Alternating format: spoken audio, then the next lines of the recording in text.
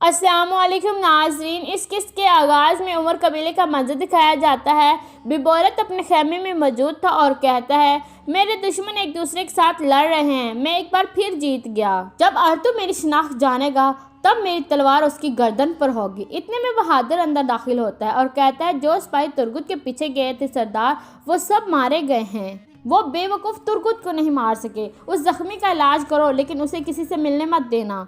इतने में एक सिपाही अंदर दाखिल होता है और कहता है, सरदार, सोगत से खबर आई है, अर्तु साहब आपको बुला रहे हैं, उन्होंने दरग्योस को पकड़ लिया है। ये सुनकर बिबोरत सख्त परेशान हो जाता है और कहता है, तो वो बेवकूफ़ पकड़ा गया है, हमने अलीजक से छुटकारा हासिल किया था।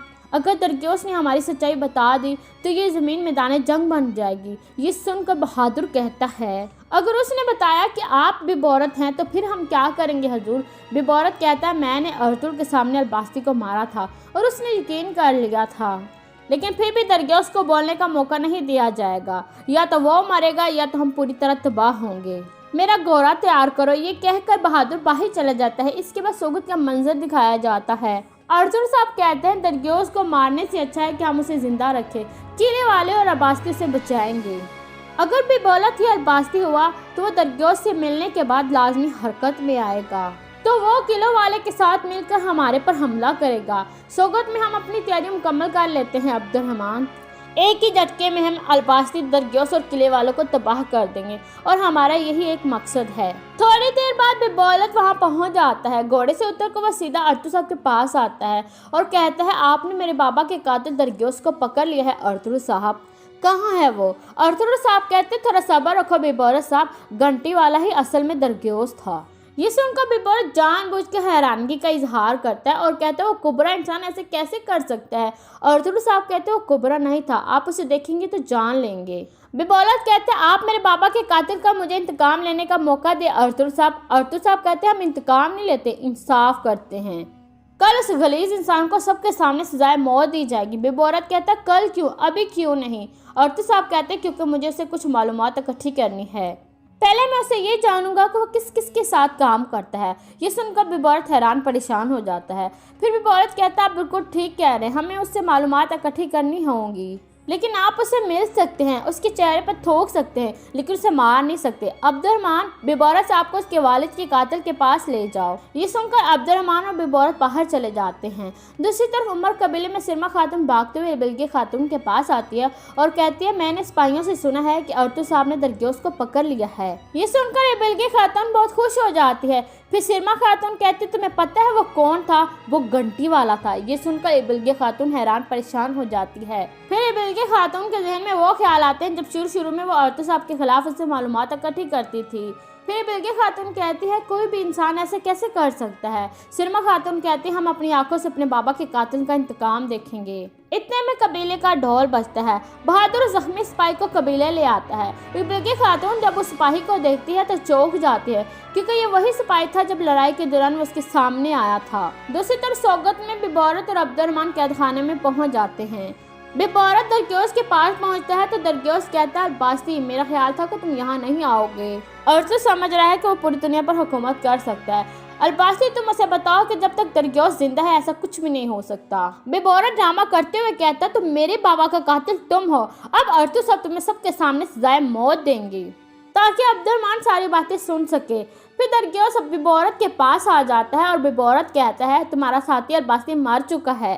درگیوس کہتا ہے تم میرے سپاہیوں کو نہیں جانتے ہو، وہ ہار نہیں مانتے، خاص طور پر کمانڈر درگیوس کے لیے۔ ارطغرل جانتا ہے کہ الباسی زندہ ہے، اگر تم نے مجھے نہ بچایا تو میں ارطغرل کو سب کچھ بتا دوں گا۔ پھر ببورت کہتا ہے انتظار کرنا، آخری لمحے تک میں تمہیں بچا لوں گا۔ پھر ببورت اونچی آواز میں ڈرامہ کرتے ہوئے کہتا ہے میں تمہیں مار دوں گا۔ یہ سن کر عبد الرحمن اور کچھ سپاہی وہاں پہنچ جاتے ہیں اور ببورت کو پیچھے کر لیتے ہیں۔ پھر سب سپاہی وہاں سے جانے لگتے ہیں۔ ببورت جاتے جاتے مسکرانے لگتا ہے، درگیوس بھی اسے دیکھ کر مسکراتا ہے۔ دوسری طرف ابلگی خاتون اس سپاہی کی طرف بڑھتی ہے، اتنے میں بہادر خیمے سے باہر نکل آتا ہے اور کہتا ہے آپ یہاں کیا کر رہی ہیں ابلگی خاتون؟ ابلگی خاتون پوچھتی ہے وہ آدمی کون تھا؟ بہادر کہتا ہے مجھے نہیں پتا وہ کون ہے، ڈاکو نے اس پر حملہ کیا، وہ زخمی تھا اس لیے ہم یہاں اسے لے آئے ہیں۔ پھر ابلگی خاتون کہتے ہیں ٹھیک ہے میں اسے جا کر پوچھ لیتی ہوں۔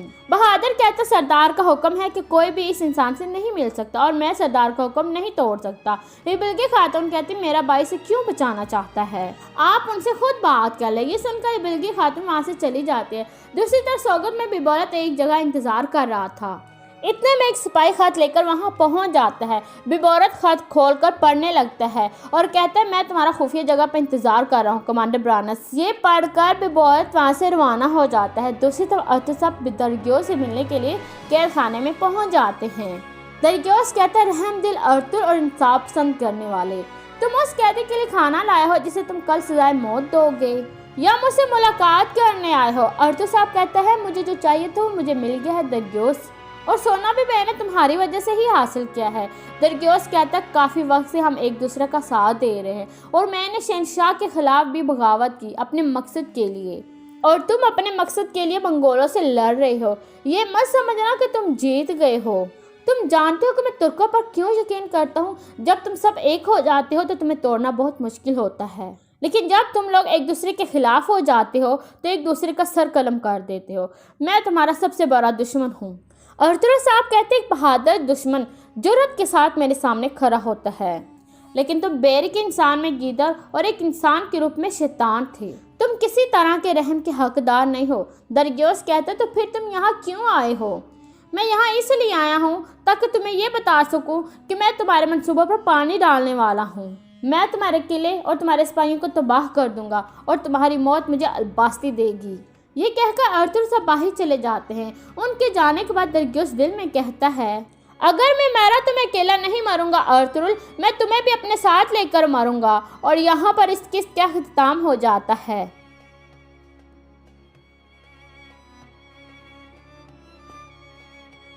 حجر اسود کی کہانی آج سے تقریباً 4000 سال پہلے، جب اللہ تعالیٰ کے رسول حضرت ابراہیم علیہ السلام اور ان کے بیٹے حضرت اسماعیل علیہ السلام نے مکہ مکرمہ میں خانہ کعبہ کی تعمیر کا کام شروع کیا تھا، تو اللہ تعالیٰ کے حکم سے فرشتے جنت کا ایک پتھر زمین پر لائے۔ اس پتھر کو حجر اسود کہتے ہیں۔ تب یہ پتھر خانہ کعبہ کے ایک کونے میں نصب کیا گیا۔ حج اور عمرہ کرنے والے لاکھوں مسلمان ہر سال مکہ جاتے ہیں تو خانہ کعبہ کے طواف کے دوران حجر اسود کو بوسہ دیتے ہیں۔ یہ پتھر مسلمانوں کے نزدیک اس لیے مقرر ہے تمام آخری پیغمبر حضرت محمد صلی اللہ علیہ وسلم نے اپنے بارے حضرت محمد صلی اللہ علیہ وسلم نے اسے بار بار چوما۔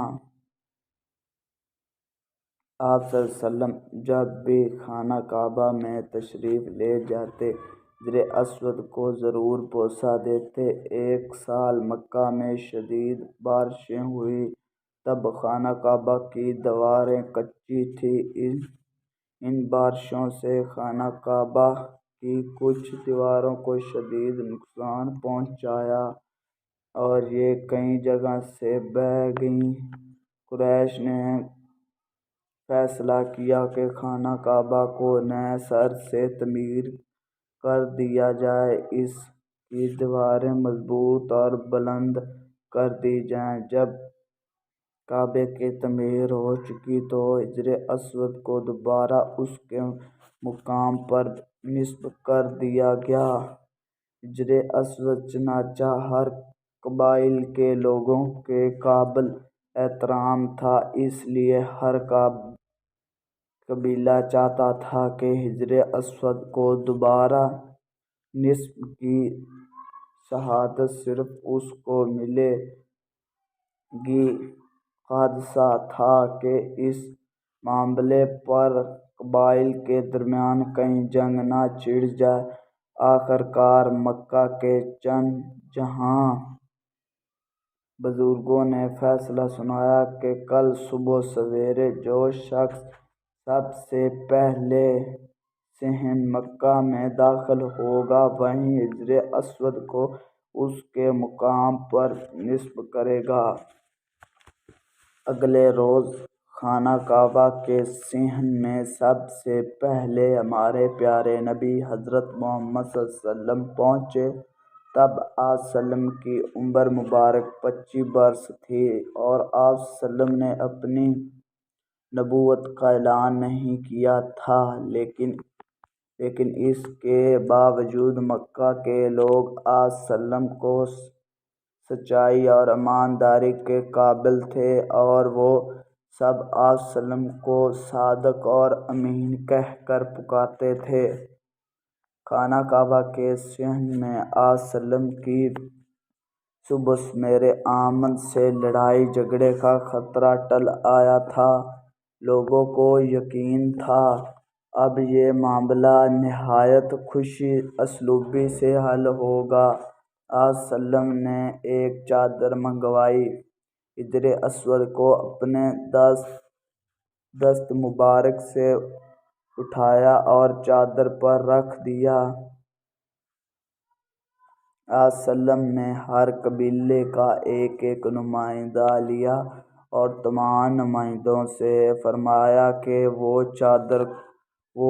چاروں کونوں تھام کر چادر کو اوپر اٹھاؤ۔ جب چادر اس تک پہنچ گئی جہاں حجر اسود کو نصب کیا تھا، تب آپ صلی اللہ علیہ وسلم نے حجر اسود کو اپنے دست مبارک میں لیا اور کعبہ کی دیوار میں لگا دیا۔ حجر اسود آج تک اسی مقام پر نصب ہے اور ہمارے نبی صلی اللہ علیہ وسلم کی حکومت کا منہ بولتا ثبوت ہے۔ آپ صلی اللہ علیہ وسلم کی حکومت سے مکہ کے لوگ خون خرابے سے بچ گئے۔ ہمارے نبی حضرت محمد صلی اللہ علیہ وسلم نے 1,00,000 مسلمانوں کے ساتھ حج کی، جس کو حجۃ الوداع کہتے ہیں۔ تو انہوں نے طواف کے دوران صحابہ کرام کے ساتھ حجر اسود کو بھی بوسہ دیتے۔ یہی وجہ ہے کہ حج اور عمرہ کرنے والے لاکھوں مسلمان اس کو بوسہ دیتے ہیں۔ اب تک اربوں مسلمان جنت کے اس پتھر کو بوسہ دے چکے ہیں اور سنت رسول صلی اللہ علیہ وسلم کی پیروی کا یہ سلسلہ انشاءاللہ قیامت تک جاری رہے گا۔ میرا نام ہے احمد، میں ایک گاؤں میں رہتا ہوں۔ میرے گاؤں کی ایک مثال گاؤں ہے جہاں جدید اور قدیم طرز زندگی کے تمام سلسلے حاصل ہوتے ہیں۔ میرے گاؤں دیہات زندگی کی بھرپوری پیش کرتے ہیں۔ جو 5 جماعتوں کا طالب علم ہوں، میں اسکول میں تعلیم حاصل کرنے کے ساتھ اچھی اور مثالی زندگی گزارنے کے तौर तरीके भी सीख रहा हूँ। मेरे घर स्कूल से ज़्यादा दूर नहीं। घर में मेरी अम्मी, अब्बू, भाई, दादा, दादी, चाचा, चाची सब एक साथ मिलकर रहते हैं। हम लोग सुबह सवेरे उठ जाते हैं। सब मर्द हज़रात फजर की नमाज जमात अदा करने के लिए मस्जिद जाते हैं। तमाम ख़वातीन घर पर नमाज अदा करते हैं। फिर सब उठ बैठ करना शुरू करते हैं। फिर सब उठ बैठ कर नाश्ता करते हैं। गांव के लोग खालस अज़ा इस्तेमाल करते हैं, इसलिए वो सेहतमंद और तवाना रहते हैं। दाद लोगों घरों में मुर्गियाँ, बकरियाँ, गायें और भैंस पालते हैं। इन्हें पालतू जानवर से उन्हें गोश्त, अंडे और खालस दूध हासिल होता है। गाय और भैंस के दूध से दही, मक्खन और कई चीज़ें बनती हैं।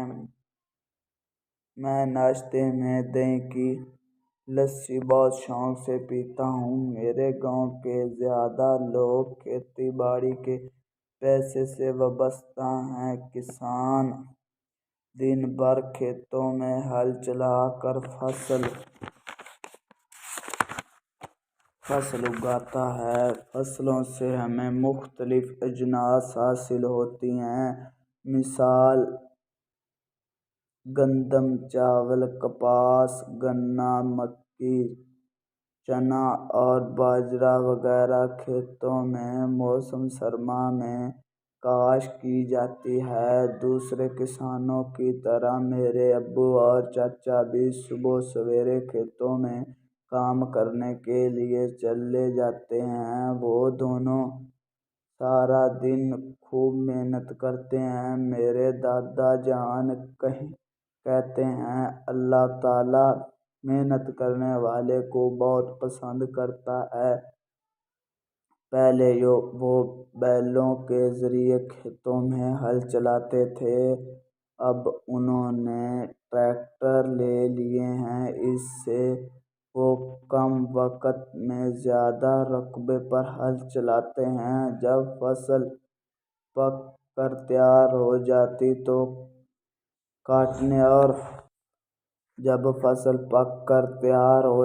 तो काटने और गाने का काम भी ट्रैक्टर, हार्वेस्टर और थ्रेशर के ज़रिए अंजाम देते हैं।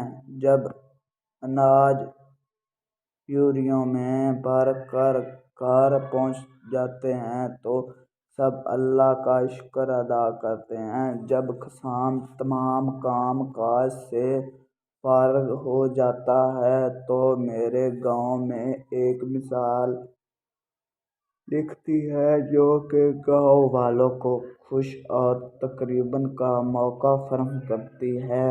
मेलों में खूब खेल तमाशे होते हैं। खाने पीने की दुकानें सजी होती हैं। बच्चों के लिए झूले होते हैं। लड़कियों के लिए चूड़े और मेहंदी की दुकानें भी होती हैं।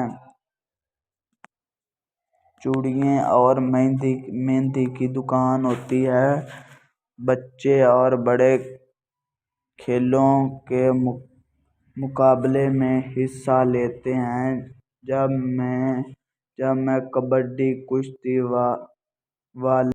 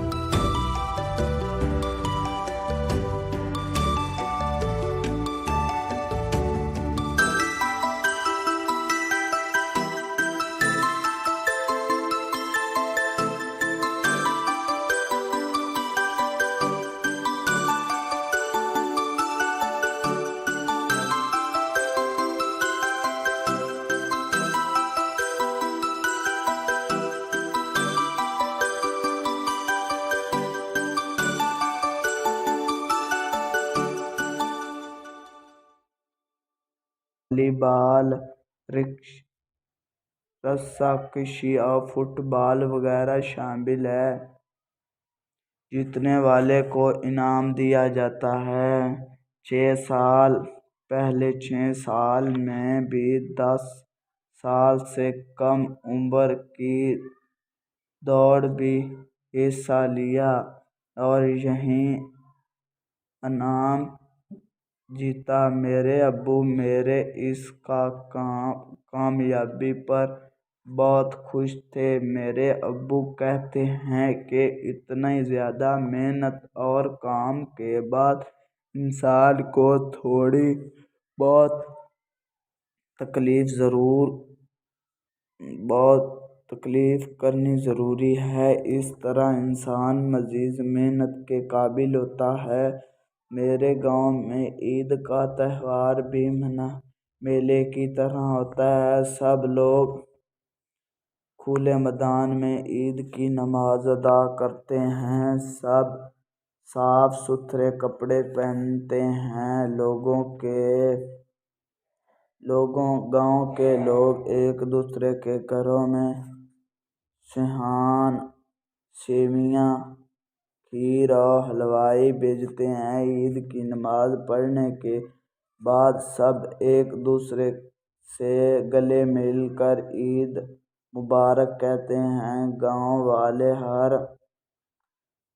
مقام پر ایک دوسرے کا بہت خیال رکھتے ہیں۔ گاؤں کے بہت بزرگ شام کو کھلے میدان میں جا کر بیٹھ جاتے ہیں۔ میں بھی کبھی کبھار اپنے دادا جان کے ساتھ وہاں جاتا ہوں۔ وہاں گاؤں والے اپنے مسائل بیان کرتے ہیں۔ میرے دادا جان اور گاؤں کے بزرگ ان مسائل کو حل کرنے کی کوشش کرتے ہیں۔ میرے دادا جان عمر رسیدہ ہونے کے باوجود صحت مند ہیں، جس کی وجہ گاؤں کی یہ آلودگی بہت کم ہے، اس لیے گاؤں کے لوگ کم ہی بیمار ہوتے ہیں۔ اگر کسی شخص کی طبیعت خراب ہو جائے تو وہ گاؤں کے مرکز سے دوائی لیتے ہیں۔ طبیعت زیادہ خراب ہو جانے کی صورت میں اسے شہر کے بڑے ہسپتال لے جاتے ہیں۔ جب کوئی بیمار ہوتا ہے تو گاؤں والے اس کی تیمارداری اور عیادت کرتے ہیں۔ گاؤں کے لوگ غم اور خوشی کے موقع پر ایک دوسرے کا بھروسہ ساتھ دیتے ہیں۔ گاؤں میں شادی کی تقریب دن کے وقت ہوتی ہے۔ گھر کے صحن یا گاؤں کے کسی میلے کھلے میدان میں شادی کا انتظار کیا جاتا ہے۔ شادی سے ایک رات پہلے لڑکیاں اور عورتیں مل کر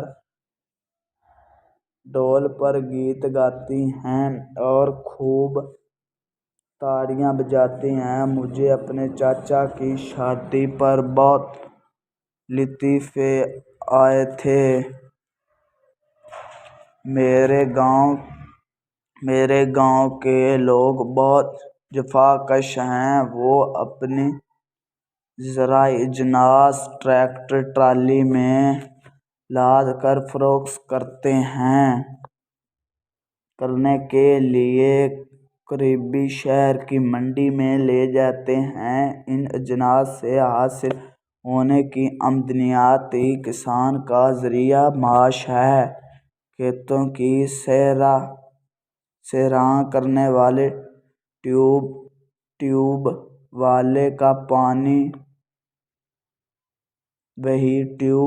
ویل کا پانی گرمیوں میں بھی بہت ٹھنڈا ہوتا ہے۔ میں اپنے دوستوں کے ساتھ اکثر وہیں نہاتا ہوں۔ آٹے کی چکی کی زریلی آواز دور دور تک سنائی دیتی ہے۔ لاہی فصلیں اور سرسبز کھیتوں میرے گاؤں کی شان ہے، مجھے اپنے گاؤں اپنے گھر کی طرح لگتے ہیں۔ اللہ تعالیٰ میرے گاؤں کو ہمیشہ آباد اور خوشحال رکھے، آمین۔ ہر شخص اپنی اور اپنے خاندان کی ضروریات پورے کرنے کے لیے روزانہ کوئی نہ کوئی کام ڈھونڈتا ہے۔ روزانہ کمائی کے لیے جو کام کیا جائے اسے پیشہ کہتے ہیں۔ جو شخص اپنے پیشے میں مختلف اخلاص اور دیانتداری سے کام لیتا ہے اسے ترقی اور عزت حاصل ہوتی ہے۔ دنیا کے دوسرے ملکوں کی طرح ہمارا ملک بھی لوگوں کے مختلف پیشے ہیں۔ یہاں مردوں کے شانہ بشانہ خواتین بھی مختلف شعبوں میں کام کرتے ہیں۔ ہمارے ملک کی کم و بیش 70% آبادی دیہات میں رہتی ہے۔ یہاں عوام کی اکثر زراعت کے پیشے سے وابستہ ہے۔ کچھ لوگ اپنی زمینوں پر کاشتکاری کرتے ہیں اور کچھ دوسروں کی زمینوں پر کام کرنے کی روزی کماتے ہیں۔ ہمارے کسان انتہائی جفاکش ہیں۔ وہ کھیتوں میں ہل چلاتے ہیں، بیج بوتے ہیں، پانی دیتے ہیں، فصلوں کی دیکھ بھال کرتے ہیں۔ ہمارے کسان ان فصلوں سے نہ صرف اپنی ضروریات پوری کرتے ہیں بلکہ ان سے اپنی مدد بھی کرتے ہیں۔ گندم، چاول، مکئی اور کپاس ہمارے ملک کی ایسی اجناس ہیں جو منڈی میں فروخت کی جاتی ہیں، جو کہ گنا، شوگر مل کی بیج دیتی ہیں۔ دیہات میں پھول اور پھلوں کے باغات بہت ہوتے ہیں۔ یہ پھل اور پھول بھی فروخت کیے جاتے ہیں۔ دیہات میں رہنے والے لوگ مویشی بھی پالتے ہیں۔ ان جانوروں میں بیل، گائے، بھینس، بکری، بھیڑ اور مرغی وغیرہ شامل ہیں، جو ان کی گھریلو ضروریات پوری کرنے کے ساتھ ان کی مدد کا ذریعہ ہیں۔ یہی خواتین فصلوں کی کٹائی سے لے کر مویشی کا چارہ بناتے ہیں بہت سے کام اپنے ہاتھوں سے کرتے ہیں۔ دیہات میں رہنے والے بعض لوگ بھیڑیاں چرانے کا کام بھی کرتے ہیں۔ انہیں چرواہا کہتے ہیں۔ گوالے دیہات سے دودھ خرید کر شہر میں بیچتے ہیں۔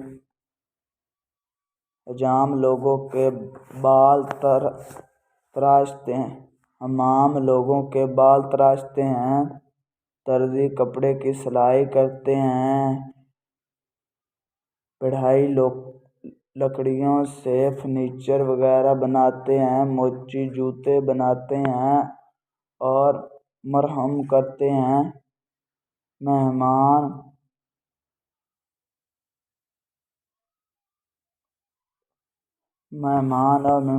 اور دکانیں تعمیر کرتے ہیں۔ یہاں میں اسکول ہوتے ہیں جہاں استاد ٹیچر اور لڑکیوں کو تعلیم دیتے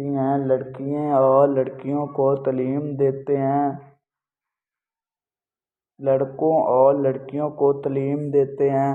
دیہات میں مزید صحت بھی قائم ہے، جہاں ڈاکٹر اور ڈسپنسری وغیرہ کام کرتے ہیں۔ دیہات میں رہنے والے بعض اور ناگزیر پسند روزگار کے ساتھ شہروں کا رخ بھی کرتے ہیں۔ شہروں میں بھی درزی، حمام، موچی، کمہار، ترکھان اور گولے وغیرہ ہوتے ہیں۔ شہروں میں دیگر ہنر بھی ہوتے ہیں۔ ان میں صنعت शीशा श्रृंगार,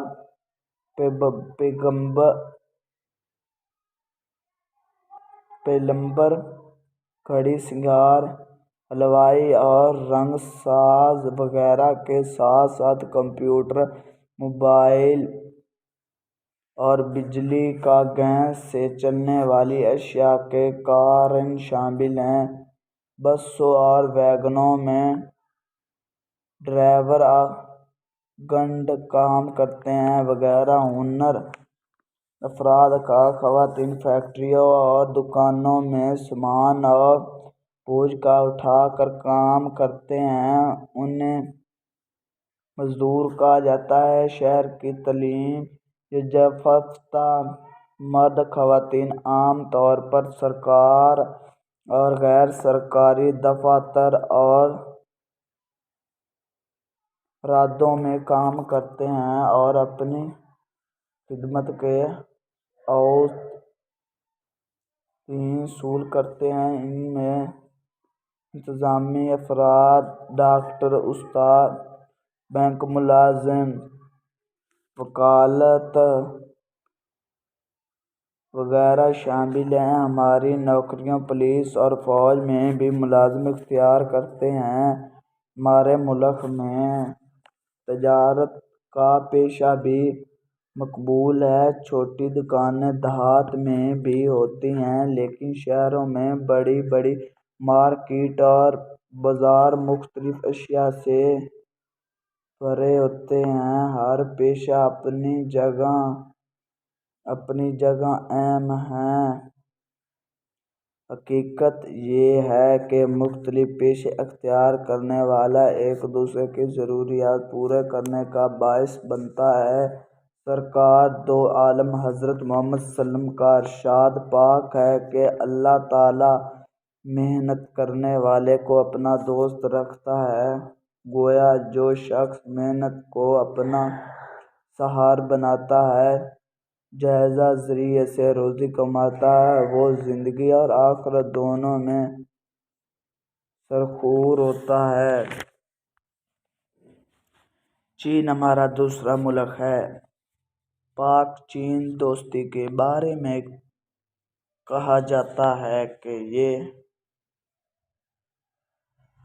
हिमालय से बुलंदी, समुंदर से गहराई और शहद से मीठी है। पाकिस्तान की तरह चीन भी बड़े एशिया में वाक़या है।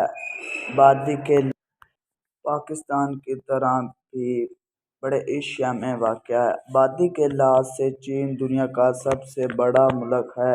अगर किसी मुल्क की आबादी ज़्यादा हो तो इस मुल्क की तरक्की की रफ्तार कम हो जाती है, लेकिन चीन ने अपनी तरक्की के रफ्तार में फ़र्क नहीं आने दिया।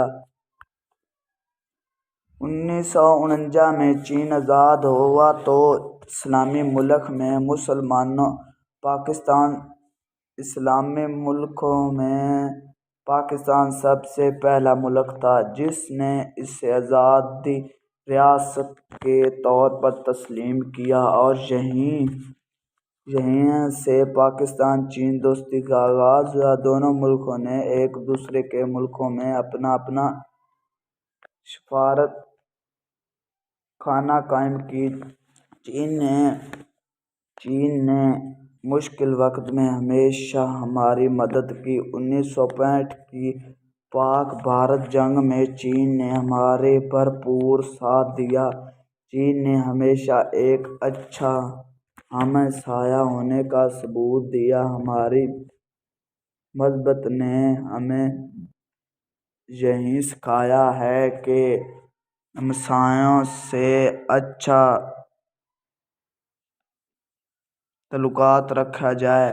इसलिए चीन से हमें मेहनत कभी कम नहीं होती, बल्कि उनसे रोज़ी बढ़ने का साफ़ा पैदा होता है।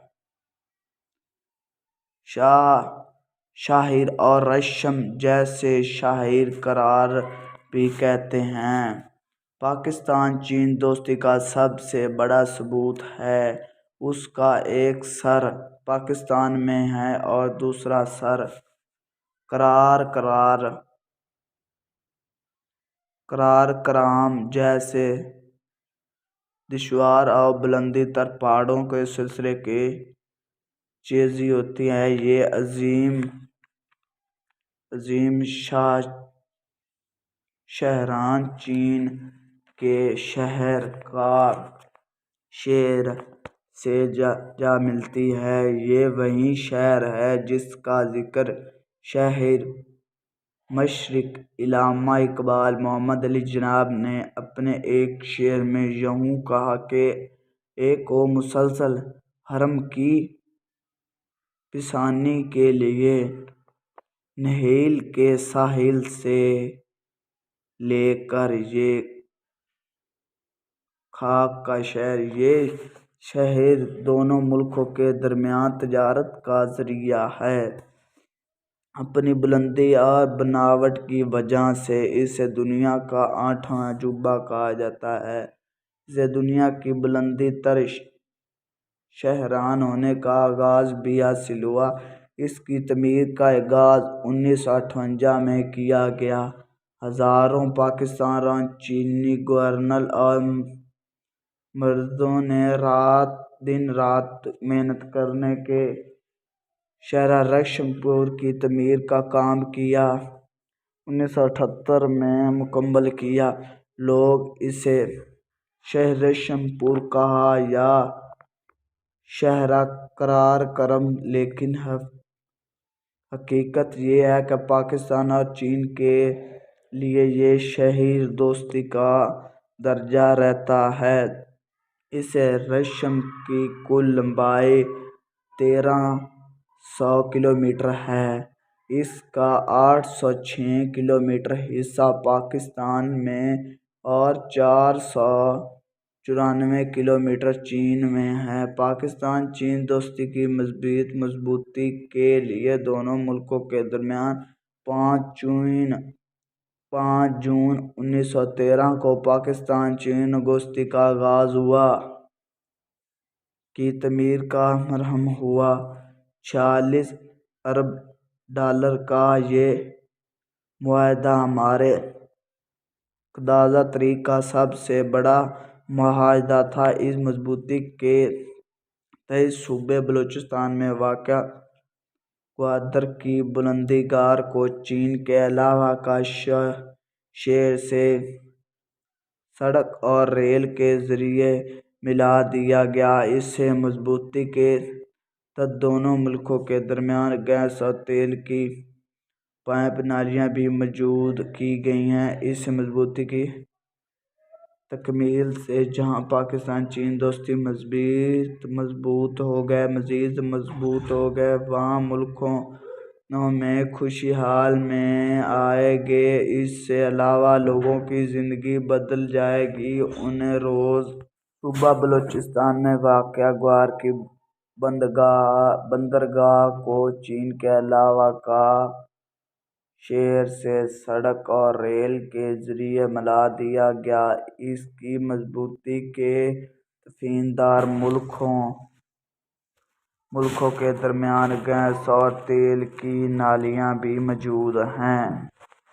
اس منصوبے کی تکمیل سے جہاں پاک فوج چین دوستی مزید مضبوط ہوگی، وہاں ملک میں خوشحالی بھی آئے گی۔ اس کے علاوہ لوگوں کی زندگی بدل جائے گی، انہیں روزگار کے زیادہ مواقع ملیں گے۔ یہ منصوبہ پاکستان کے تمام صوبوں کے لیے مفید ثابت ہوگا۔ محترمہ فاطمہ جناح قائداعظم محمد علی جناح کی سب سے چھوٹی بہن۔ وہ 31 جولائی 1993 کو کراچی میں پیدا ہوئی۔ پاکستان کے قیام کی تاریخ میں فاطمہ جناح نے